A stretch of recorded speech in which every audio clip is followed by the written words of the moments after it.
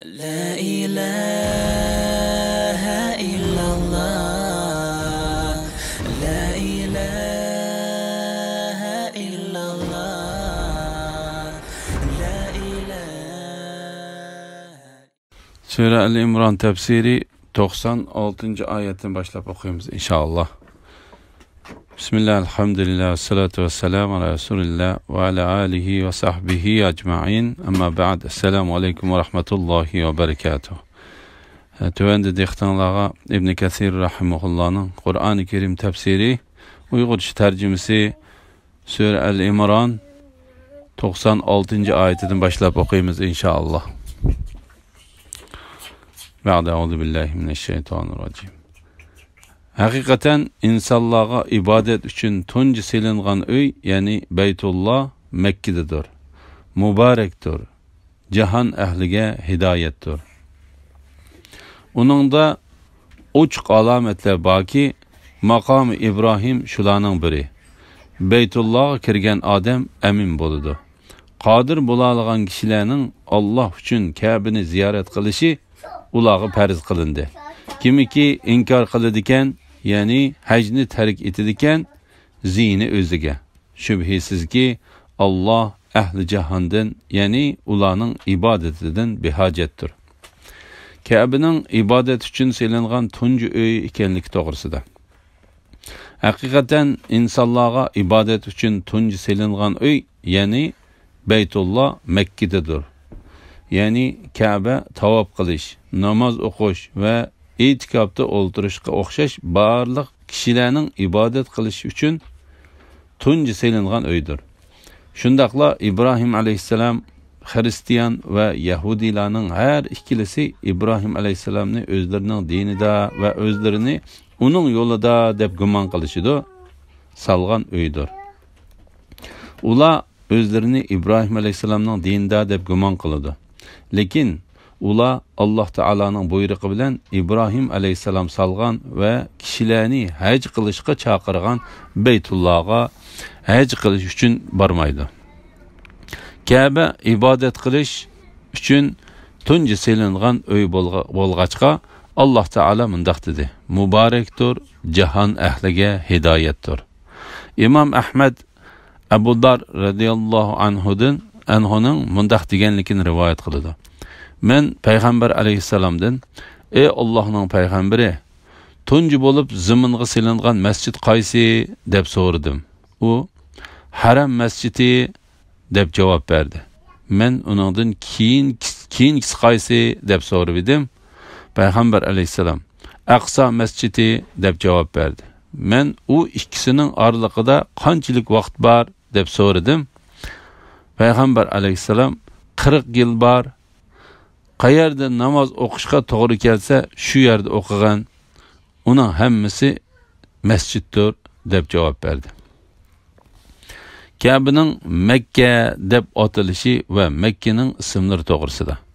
Allah Taala haqiqatan insonlarga ibodat uchun tunji selingan uy, yanila Beytullah, yani Beytullah Mekke'dedir. degan oyatdiki Bekke bo'lsa mashhur rivoyatga asosan Mekkening ismlaridandir. Mekke bu isim bilan ataldi. Chunki zolimlarmu Mekke'de başlarını egetti deyildi. Kishilar Mekke'de qistiladiganligi uchun shundaq deb atalgan degan ko'z qarashim bor. Olimlar Mekkeni Mekke halak qilg'uchi, chunki u zolimlarni halak qiladi. Qistonchilik, chunki hajda qistonchilik bo'ladi. Bekke Mekkening ma'nosi bilan o'xshash.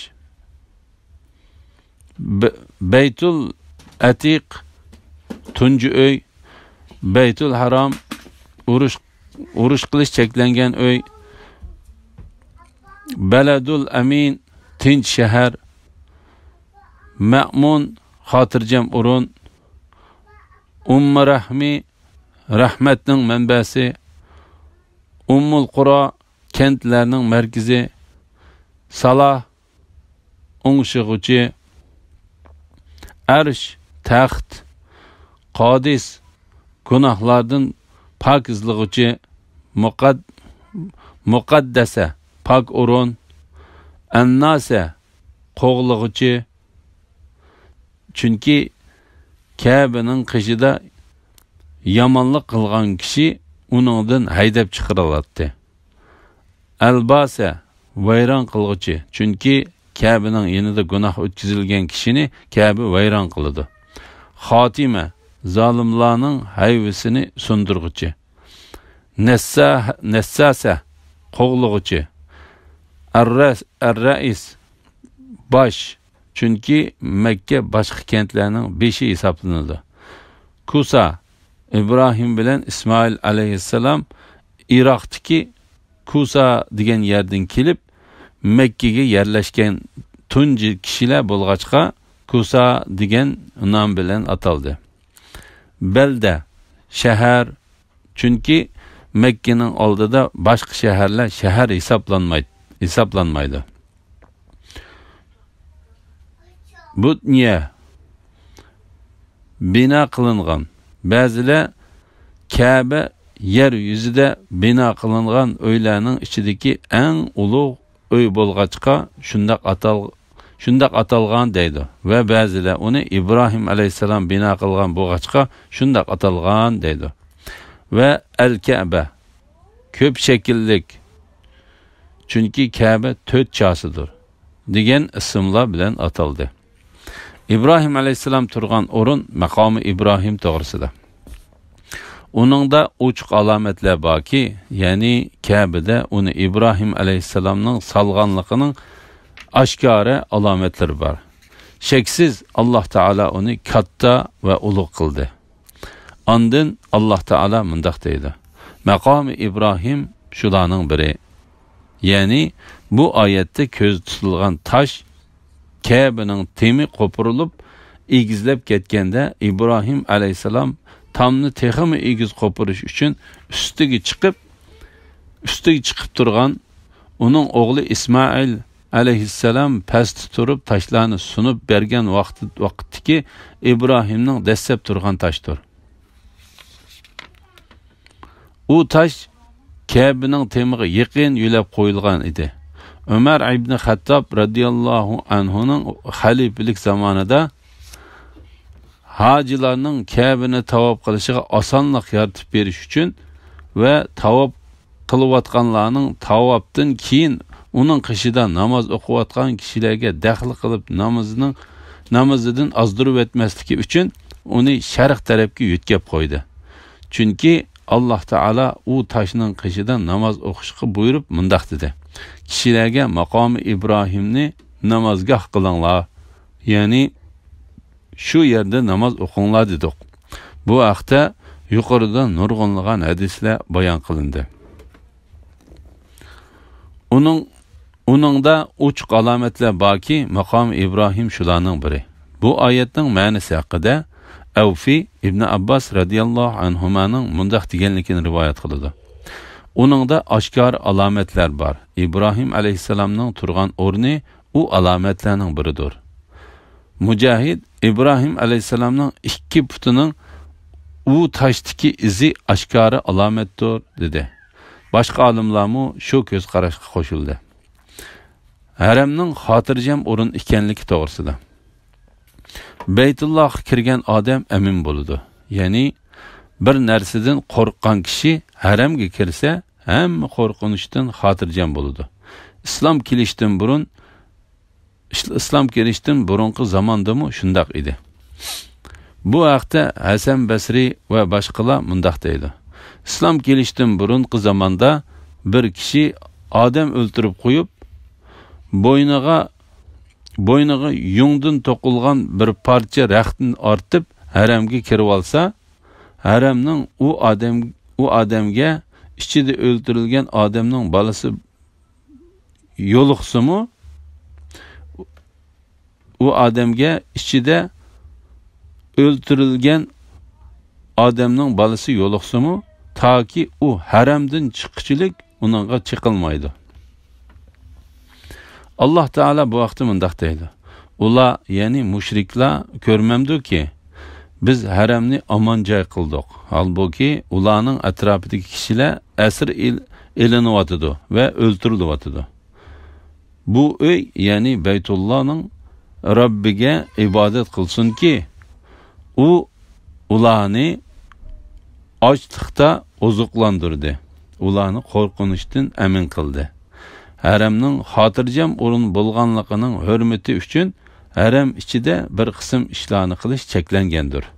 Masalan, uningdagi ov hayvonlarni ovlash, ularni ovlaridan urkitish, ularni uvillaridan urkitish, uning daraxtlarini kesish va uning o't cho'plarini yulish qatorliqlar. Bu haqda sahabalardan nurg'unlagan hadislar rivoyat qilindi. İbn Abbas radıyallahu anhuma rivoyat qilgan tövendiki hadis şu hadislarning qatoridandir. İmam Buxoriy va Muslim İbn Abbas radıyallahu anhumadan Payg'ambar alayhissalomning Makka fathi bo'lgan kuni mundaq deganligini rivoyat qildi. Bugundan boshlab hijrat qilish tugidi. Lekin jihad qilish va jihadga niyat qilish bordir. Jihadga chaqirilsanglar, jihadga chiqinglar. Payg'ambar alayhissalom u kuni yana mundaq deydi. Allah Teala bu shaharni, ya'ni Makkani osmon zaminni yaratgan kunila hurmatli qilgan. Bu shahar Allah Teala'nın haram qilishi bilan toki qiyomat kunigacha hurmatli qilingandir. Mendan burun hech bir kishiga Makkada urush qilish halol qilinmagan edi. Menga kunduzi 1 soatla urush qilish halol qilindi. Ondan yana Makka Allah Teala'nın haram qilishi bilan toki qiyomat kunigacha haram qilindi. Onun tikini o'rilmaydi. Hayvanları ürkütülmeydi. Onunda tushib qolgan narsani faqat u narsaning tushib qolganligini kishilarga e'lon qilib, uni egisiga yetkazib beradigan kishidan boshqa bir kishi olmaydi. Uning yeşil o't cho'plari yulinmaydi. Abbas, ey Allohning payg'ambari, sen bizga izhir degan daraxtni kesishimizga ruxsat qilsang, uni to'mirchilik va zargarchilik kasblarimizda yiqilg'i qilish va uylarimizning ustini yepish uchun ishlatamiz dedi. Shuning bilan payg'ambar alayhisalom ularga izhir degan daraxtni kesishga ruxsat qildi. İmam Buxoriy va Muslim Abu Shurayh Adaviyning mundaq deganligini rivoyat qiladi. U Amr ibn Said Makkaga elchi avatadigan vaqtida uningga: "Ey boshliq, Makka fathi bo'lgan kunning ertasi payg'ambar alayhisalom so'zlagan. Uning so'zlaganligini o'z ko'zim bilan ko'rgan. O'z quloqim bilan anglab yod elib olgan bir so'zni sana so'zlab berishimga ruxsat qilsang" dedi. Amri uningga ruxsat qildi. U so'zini boshlab mundaq dedi: Payg'ambar alayhissalom avval Alloh taolaga hamd sana aytgandan keyin shaksiz Makkani Alloh hurmatli qilgandir. Uni kishilar hurmatli qilgan emas. Alloh taolaga va qiyomat kuniga iymon keltirgan kishining uningda qon to'kishi va uning daraxtlarini kesishi halol emas. Agar bir kishi payg'ambar alayhissalom bu yerda urush qilgan, shunga bu yerda urush qilishga bo'ladi deb qarasa, uningga Alloh faqat payg'ambarga uningda urushishni ruxsat qildi. Sizlarga ruxsat qilmadi denglar. Alloh taolo menga kunduzi 1 soatla urush qilish halol qilindi. Shaksiz uning hozirgi haromligi uning burungi haromligiga o'xshashdir. Bu yerda hozir bo'lgan kishi so'zimni yo'q kishilarga yetkazib qo'ysin.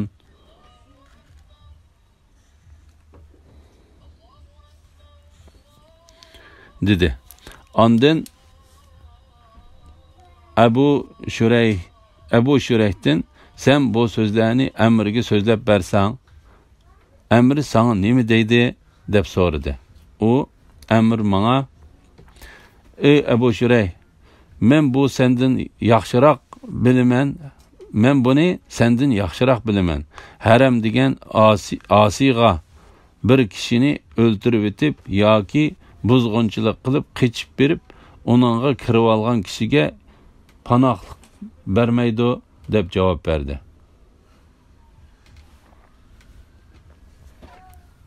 Harem degen asiga bir kişini öldürüp etip yoki buzg'unchilik qilib qechib berib, onunğa kirib olgan kishiga panohlik bermaydi deb javob berdi. İmam Müslim Cabir radıyallahu anhudan Peygamber aleyhisselamның mundaq deganligini rivoyat qiladi. Sizlardan biringlarning Mekke'de qoral götürüp yürüyüşü halal emas. Abdullah ibn Adi ibn Hamra Zuhri Peygamber aleyhisselamның Mekke bazarıdaki Hazvara degan yeride turup Mekke'ge Allah'ның namı bilen qasam qilaman.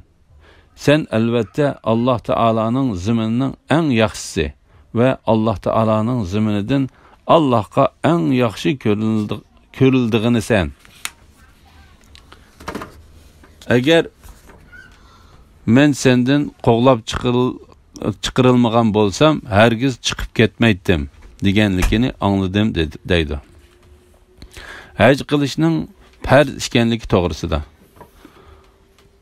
Qadir bo'ladigan kishilarning Alloh uchun Ka'bani ziyorat qilishi ularga farz qilindi.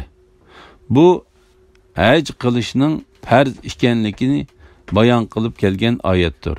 Haj qilish islom dinining asosiy prinsiplarining biri ekanligi to'g'risida nurg'unlagan hadislar bor. Bütün musulmonlarmi uning shundoq ekanligida birlikka keldi. Qur'on va hadisning mazmuniga va musulmonlarning o'rtaq qarashi bo'yicha qaraganda, haj qilishga qodir bo'lgan har qanday musulmonga umrida bir qitim haj qilish farz bo'ldi. İmam Ahmad Abu Hurayra radıyallahu anhu'nun mundaq deganligini rivoyat qiladi. Payg'ambar alayhissalom bizga va'z etib, ey xaloyiqlar, shubhisizki haj qilish sizlarga farz qilindi. Sizlar haj qilinglar dedi bir kishi. Ey Allohning payg'ambari, har yil haj qilamizmi deb so'radi. U kishi suolini 3 qitim so'rag'uchilik payg'ambar alayhissalom unga javob bermadi. Ondan payg'ambar alayhissalom, agar ha desam, albatta haj qilish har yili farz bo'lib qoladi va sizlar unga qodir bo'la olmaydinglar. Payg'ambar alayhissalom so'zini davom qilib, men sizlarga yo'l qo'ygan narsada sizlarmi menga yo'l qo'yinglar. Sizlardan ilgari o'tgan kishilar o'rinsiz ko'p savol so'raganligi va o'zlariga avatilgan payg'ambarlar bilan qarshilashganligi sababidan halok bo'lgan edi. Men sizlarni bir ishga buyursam, sizlar uni imkoniyatinglarning yetishicha qilinglar va men sizlarni bir ishdan to'ssam, uni qilmanglar dedi. Hajning farz ekanligini inkor qilgan kishining kofir bo'lganligi to'g'risida. Kimiki inkor qiladigan, ya'ni hajni tark etadigan zini o'ziga. Shubhisizki Alloh ahli jahondan, ya'ni ularning ibodatidan behojatdir. Bu oyatning ma'nosi haqida Ibn Abbas radhiyallohu anhuma, Mujahid va boshqalar mundaq deydi. Hajning farz ekanligini inkor qilgan kishi shaksiz kofir bo'ladi. Alloh taolo uningdan behojatdir. Abu Bakr İsmail Ömer ibn Hattab radıyallahu anhu'ning mundaq deganligini rivoyat qiladi. Bir kishi haj qilishga kuchi yetib turibmi, haj qilmasa, uning Yahudi yoki Xristian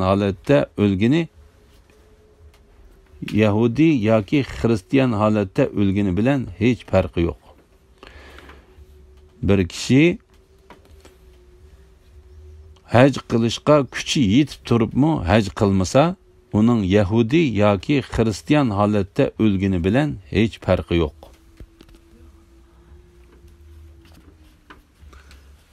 Ey Muhammad sallallohu alayhi vasallam, aytqinki, ey ahli kitob, ya'ni Yahudilar, Nasaralar, nima uchun Allohning oyatlarini inkor qilasizlar? Vaholanki Allah qilmishinglarga shohiddir. Ey Muhammad sallallohu alayhi vasallam, aytqinki, ey ahli kitob, ya'ni Yahudilar, Nasaralar, islom dinining haqligiga shohid bo'lib turib, nima uchun Allohning yo'lini egri ko'zitishni qasdlab mo'minlarni uningdan to'ssizlar? Allah qilmishinglardan g'ofil emasdir. Ahli kitobning kafir bo'lganligi va Alloh taolaning yo'lidan to'sqanligi uchun ularga malomat qilish to'g'risida.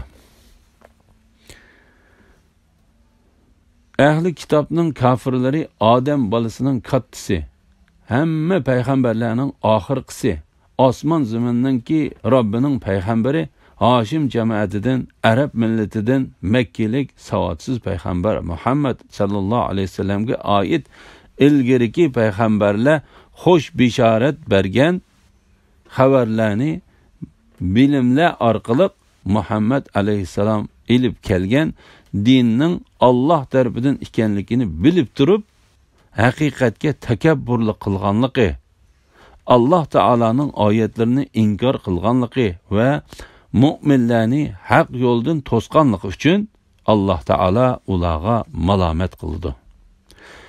Ahli kitobning qo'llaridagi ilgiriki payg'ambarlardan qolgan kitobga xiloflik qilgan shu ishlariga va payg'ambar alayhissalomni yolg'onchi deb uni inkor qilish va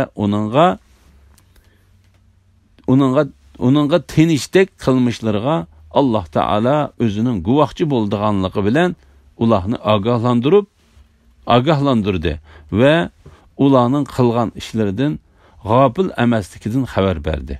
Alloh taolo ularning shu qilmishiga qarata u kuni hech kishiga mol va o'g'illar foyda yetkazolmaydi dedi. Mana shu kunda Alloh ularni jazolaydi. Alhamdulillah. Alloh shukr bo'lsin. Shuning bilan Sura Al-Imron tafsirining 99-oyatigacha angladinglar. Oxirini keng qitimliq o'qishimizda davomlashtiramiz inshaalloh. Assalomu alaykum va rahmatullohi va barakatuh.